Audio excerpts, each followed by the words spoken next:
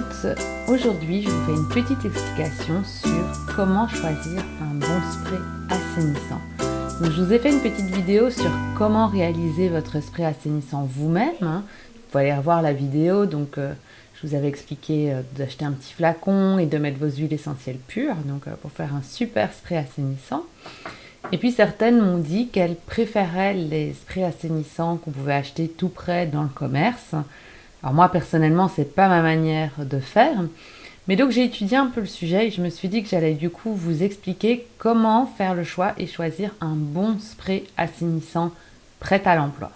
Alors il existe dans le commerce des centaines de sprays assainissants différents.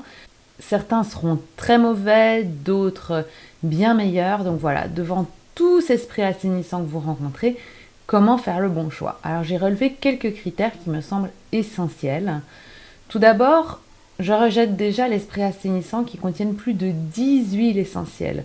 Donc pour moi, quand on met plus de 10 huiles essentielles dans un mélange, c'est pas cohérent, c'est pas logique. Il peut y avoir des interactions entre les différentes huiles essentielles.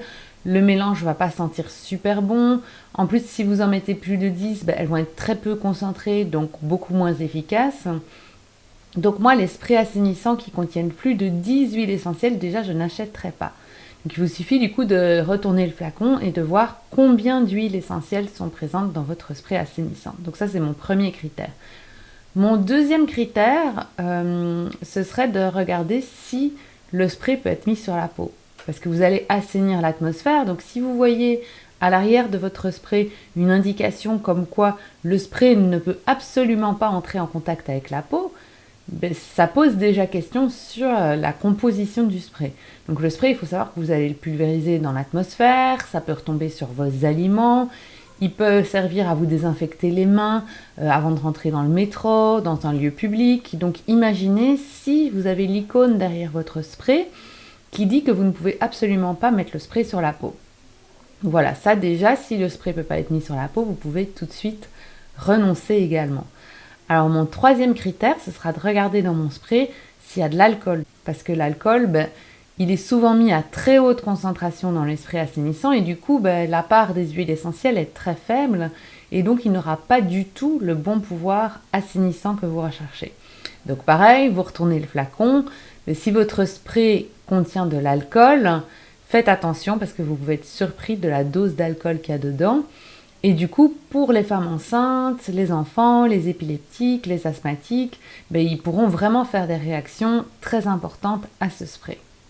Et le quatrième point que je regarde, quatrième et dernier, c'est la composition précise, parce qu'il y a des sprays assainissants qui contiennent des composés organiques volatiles.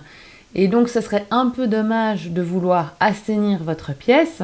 Et en fait, au lieu de l'assainir, donc dans la vidéo précédente, je vous expliquais déjà qu'il y a dans vos peintures, dans les meubles en contreplaqué, il y a déjà plein de composés organiques volatiles. Et donc, si vous voulez assainir votre pièce en utilisant un spray qui va rajouter des composés organiques volatiles dans votre pièce, c'est vraiment très très dommage. Donc, je dirais là, grande sonnette d'alarme aux composés aromatiques volatiles. Donc voilà, pour moi, ça c'est vraiment les 4 critères qu'il faut regarder si vous voulez acheter un spray tout fait dans le commerce. Vous aurez tout de suite compris que face à tout ça, j'aime beaucoup mieux faire un spray moi-même et savoir précisément ce que je mets dedans.